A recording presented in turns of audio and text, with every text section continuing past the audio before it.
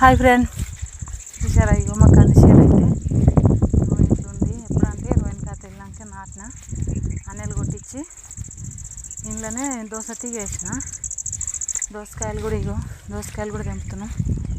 దోస తీగకు అక్కడక్కడ కొన్ని చెట్లు అయితే పోయినాయి, కొన్ని చెట్లు అయితే మంచిగా ఉన్నాయి. అంటే తీగ ఆ చెట్ల కలుకొని ఇక ఆ చెట్లు కిందికి అయిపోయి చచ్చిపోవడం అయింది. అట్లా ఇగో మా కంది చేను అయితే ఇట్లుంది ఫ్రెండ్.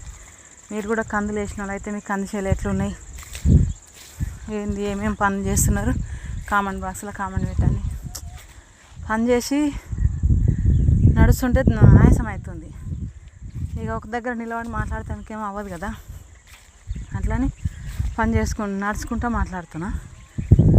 కొంచెం నాకు దమ్ము వస్తుంది ఇక నడుస్తుంటే, నడవకుంటుంటే ఏం కాదు అట్లా అని చెప్పేసి ఇగో మా కంది చేను చూడండి ఎట్లుందో,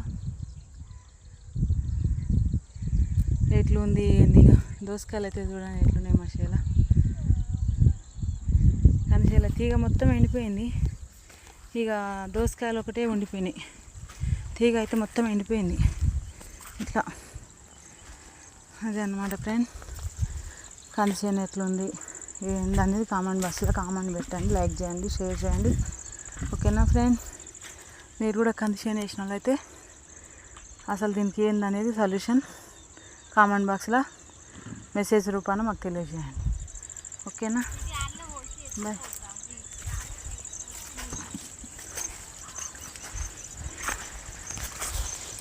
ఎన్ని బాక్సులు తెంపినానా ఇప్పుడు?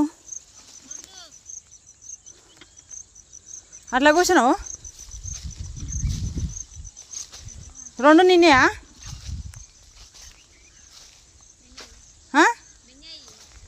మరి ఒకదాన్ని మోసనా? రారు ఒకరు. ఇక్కడ బాగున్నాయిగా, ఇవన్నీ మంచిగా ఉన్నాయా ఖరాబ్ అయినాయా? అంతేనా?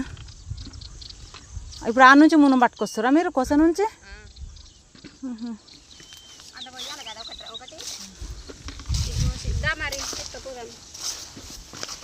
రెండు నిన్న ఇప్పుడు చూడండి ఎట్లున్నాయి దోసకాయలు అయితే మరి. కాలేనా? ఇంకొక మునుము అయితే మన దగ్గరకు వస్తారు వాళ్ళు. ఇంకొక మునుము అయితే గట్టుకొస్తారు. టమాటా చెట్ల కట్టుకుంటారు. ఇక చూడు వాన వస్తుందని ఎట్లా కట్టిందో. బాయ్ చెప్పండి రా. దోసకాయలు తెంపుతున్నాం. ఇక వాన